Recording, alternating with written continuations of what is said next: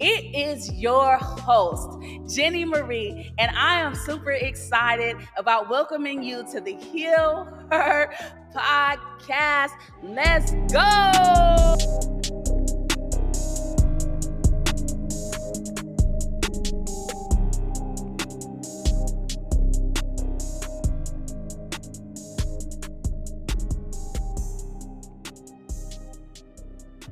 What's up, everybody? It is your girl, Jenny Marie, here at the Heal Her podcast, season 1, Soft Chaos. Can you actually believe that we are halfway through? We are into episode 4, and that is crazy, yo. I am excited that we have reached the halfway journey, and that you're still continuing this journey with me. I am excited about that. I'm excited for what's to come. We're already preparing for season 2. We've already got some secret couch guests coming, but I'm excited that you are continuing your journey to heal. I thank God that you are actually trusting me to help you on that journey to heal. But listen, we are here, and I am excited about this. If you are in your car, what up though? If you are on a bike, if you are doing your workout, if you are at home, what up though? I want you to do me a favor though. I want you to subscribe if you haven't already, excuse me. Some of you listen in, and that's cool, but I want y'all to subscribe. I want you to like. I want you to share. I want you to comment.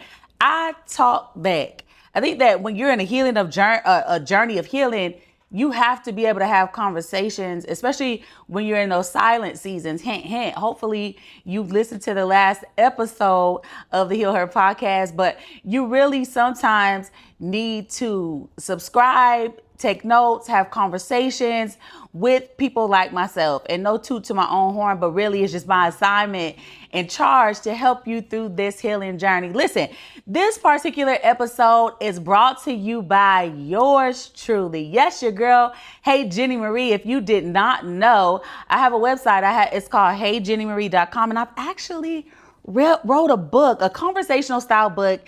It is called 10 Steps to Healing, right? It is 10 steps to healing. Everybody needs it, but it's up to you to receive it. And that's really the truth about healing as we continue to talk about it. But if you are interested, you could go ahead and order this book. I do have a sale right now for the ebook bundle. It includes 10 prayers, 10 affirmations, and it is only $5.97. I know that sounds crazy. And those who know me in business, I really probably would have told somebody else, don't you dare put your work up for sale at that price. But I really had thought about giving it away for free, because I just think that it's important as we become older, as we mature. And some of us, unfortunately, teenagers and stuff like that, we just need a space to read and understand and do the work of healing. So once again, brought to you by yours truly. Listen, we're going to go ahead and get into episode 4. Episode 4, I was telling the team that this last half of recording in this season of this season 1, Soft Chaos, is that it is going to hit home, not only for you, but it hit home for me. As I was talking to the Lord about it, as I was writing some things down, my spirit got heavy. I started crying, and I was like, Lord, if this is what you really want me to say, tell me that again, because there are some truths that we're getting ready to dive into. And I really didn't want to introduce them to you all right out the gate. I think that some of you need to understand my voice. Some of you are new to Jenny Marie. I've been on this platform of healing for a long time. I think all of my social media platforms, I have literally introduced it in a space of healing. Sometimes I put a little outfit on or something like that. But my space or my platform has been built on healing. It has been built on inspiring you to heal out loud and unapologetically. But listen, so where truth, healing, and purpose collide, what if I told you that healing cannot happen without truth? Like, I want you to sit in that for a second.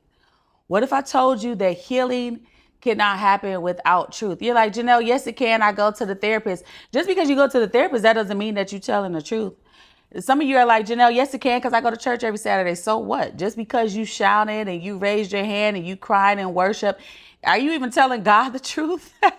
He already knows, but are you really being honest with yourself? Are you really being honest with yourself? Are you really being honest with God? Because the only way that he is going to really come in is if you're honest. I mean, I tell people all the time, especially when I knew that I was in relationships, I kind of knew the answer, but I really didn't want to talk to God about the answer because I felt like if I talked to God about the answer, he was going to answer. Like, and I would tell God, like when I knew that I met a guy and I kind of knew that he wasn't for me, I would be like, Lord, whew, if he's not for me, can you remove him? Just kidding. No, yeah, no, yeah, no. Because he always answered me. And it was almost like it was right away. And now I joke and I tell my friends, well, if you want to figure it out, just ask the Lord to remove that person, remove that space, be honest with the Lord. And I think a lot of times we go to him for stuff like that because you already know the answer. You know what I'm saying? And so, listen, I also want you to ask yourself where you're locked in purpose. What is it that you're not facing? What are you scared to face? Ask yourself that. I hope you got your journals. Listen, I brought my journal on this particular episode because I wanted you to see. I'm not going to tell you where I got this journal from because they need to run me my money, honey. But we are going to have some journals available at the end of the Heal Her podcast season 1. So I'm super excited about that. But this is my journal. I can't preach to you. Actually, this is one of many journals. I go through journals a lot. So this is probably, no exaggeration, like my 10th or 11th journal. I journal often because I think that it is super important. Some of you need to go back through your journals because what you will find is you will find your first book. You'll find your second book. You find your third book, your 10th book. Some of you will find your podcast. Some of you will find healing for your friends. Some of you will find healing for yourself. Some of you will face truths that you didn't know that you released a long time ago. But anyway, I wanted to bring this to you because I want you to know that I'm not just telling you to do something that I don't do. I journal as well. But listen, back to the power of truth, okay? I want to kind of resonate in the power of telling the truth. I talked to you about how if you ain't ready to talk to God about those relationships and asking him, then don't ask. I mean, that's my best suggestion is don't ask. But I think deep down inside, you know what that is. Now, I briefly talked about this, I want to say in episode 1. And I really wanted to take my time in walking you guys through a lot of the reason why I'm here and really my purpose. The Lord has really graced and anointed me to help and charge others to walk through their truth unapologetically. And a lot of that is because of what I have gone through and what he has healed me from, right? And this particular truth, I kind of want to talk about the truth of telling my parents that I was molested as a child, right? I was molested as a child at the age of 11 years old. So roughly from the age of 11 to about 13. My parents had gone to this church, this particular church, and this couple, this family, they needed somewhere to stay. This family needed somewhere to stay. And my family, the church thing to do, right? Church is about community. Church is about helping others. They had just moved from the city of Chicago. And I want to be careful because, well, I'm not going to be careful. They should have never did it. I'm not going to be careful in this. Thank you, Lord. I'm not going to be careful in what I'm getting ready to say.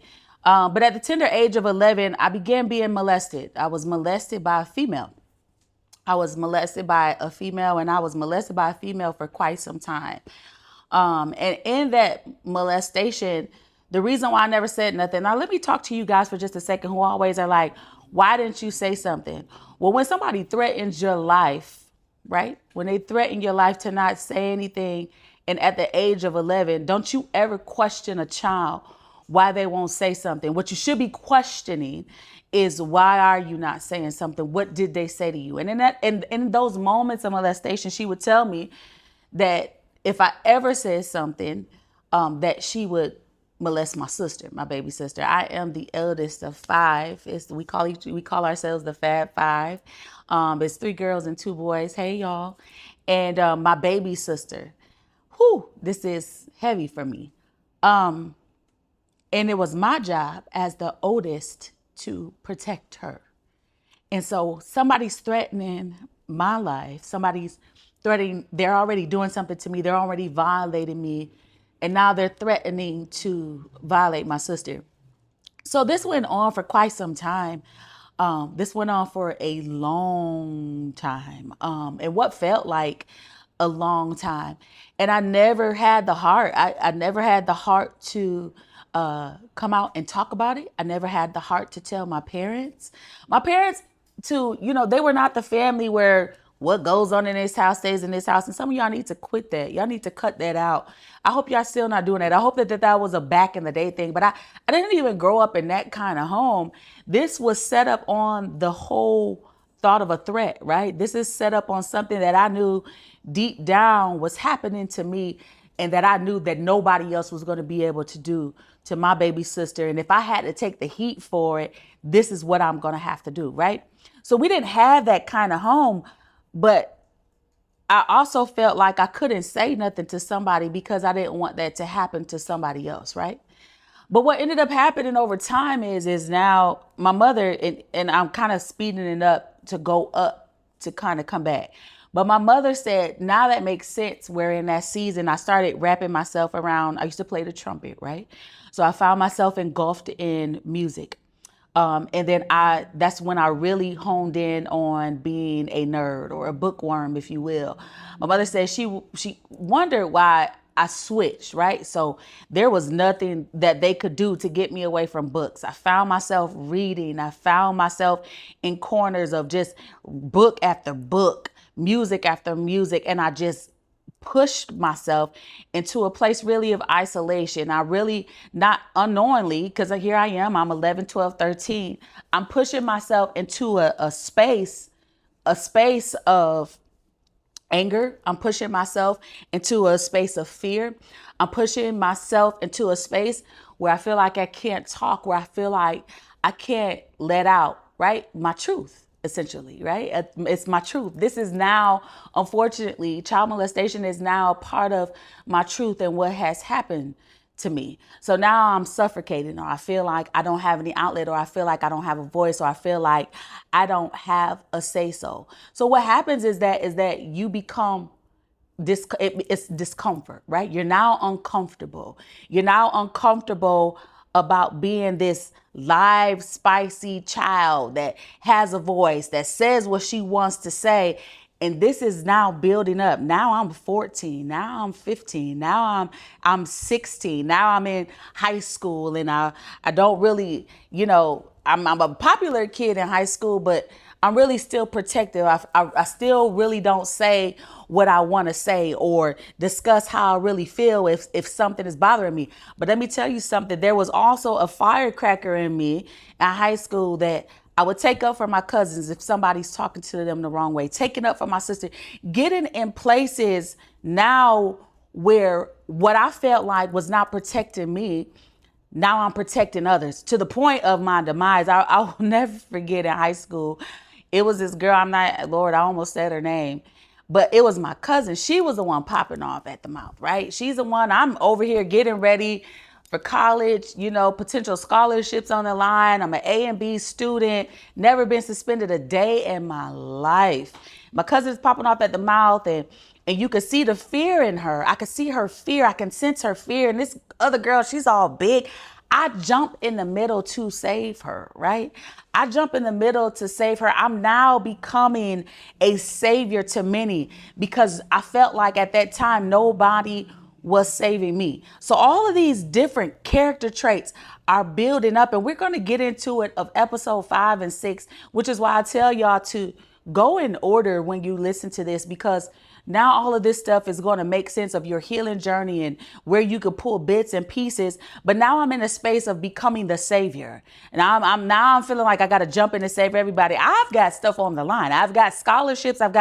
But in the back of my mind, the truth that I have not let out, the truth that I had not been set free, is becoming rage, and it's becoming anger, right? I'm still extremely uncomfortable until I get to a place. Now I'm gonna speed you up to college, and I cannot take it anymore. I'm now in a place where it is a do or die. It's either I tell my parents why I'm experiencing this rage, why I'm experiencing this anger, why am I feeling like this? Why do I feel like I'm holding secrets? And I let them know this particular truth. I knew that this truth was going to harm my mom. I knew that this truth was going to harm my dad, but I had to let it out because either I was going to let it out or internally it was going to eat me alive. Again, where truth, healing, and purpose collide. Now, here's the thing. What ends up happening being molested as a child, it started a domino effect. So I have to rewind a little bit.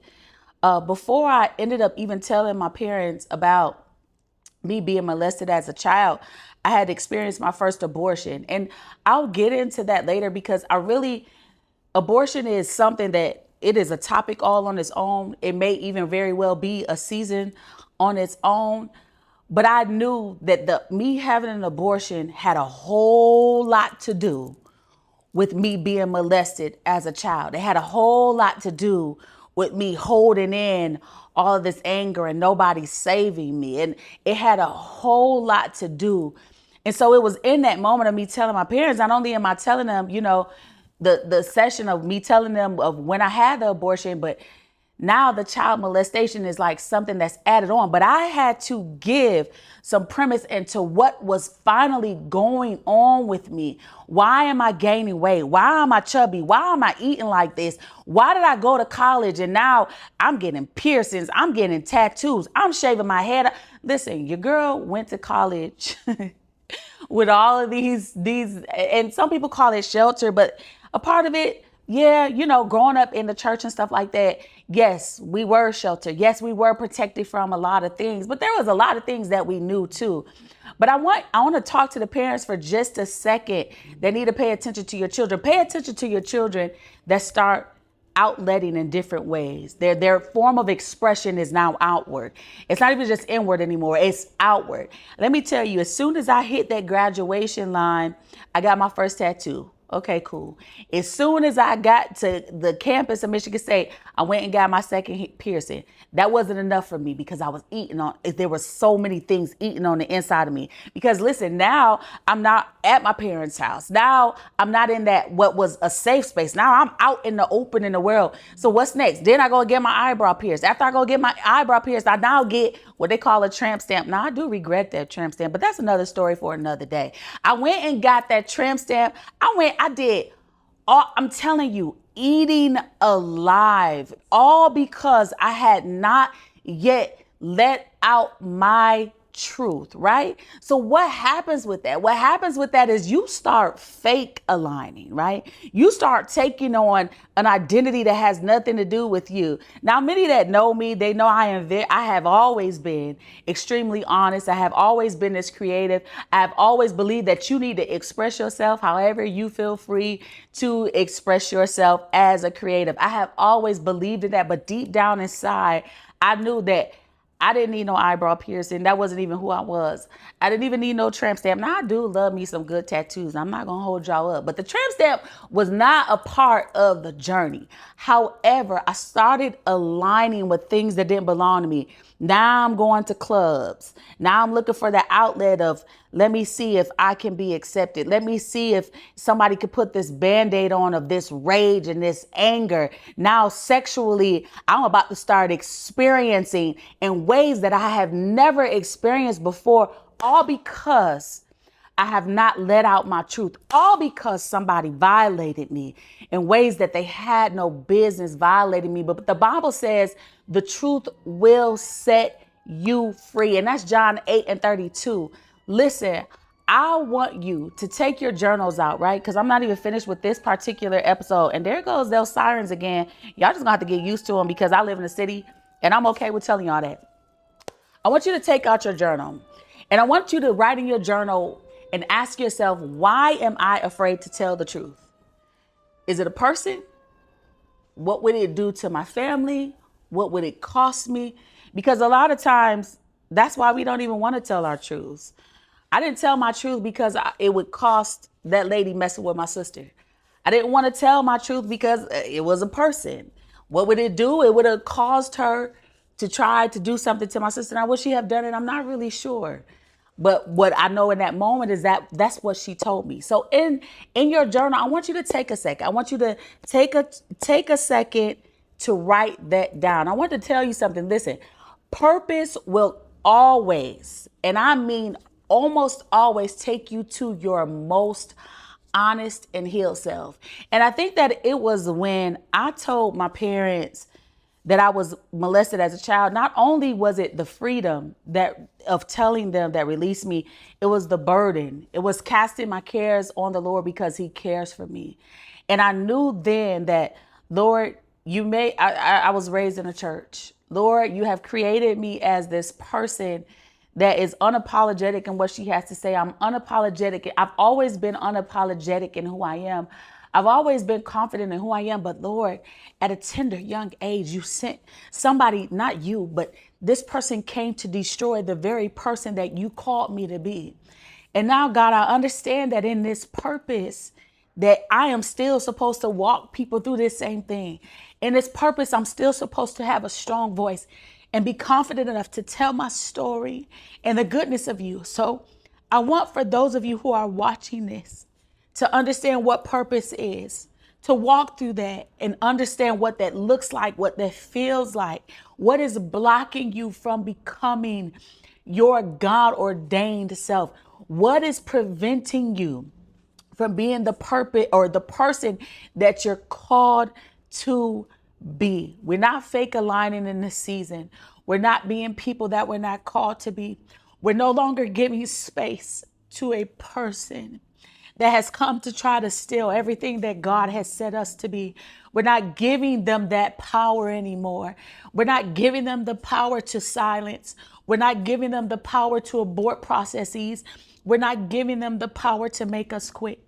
So in this episode of Where Truth, Healing, and Purpose Collide, I want you to take a moment to really think about, where's your truth?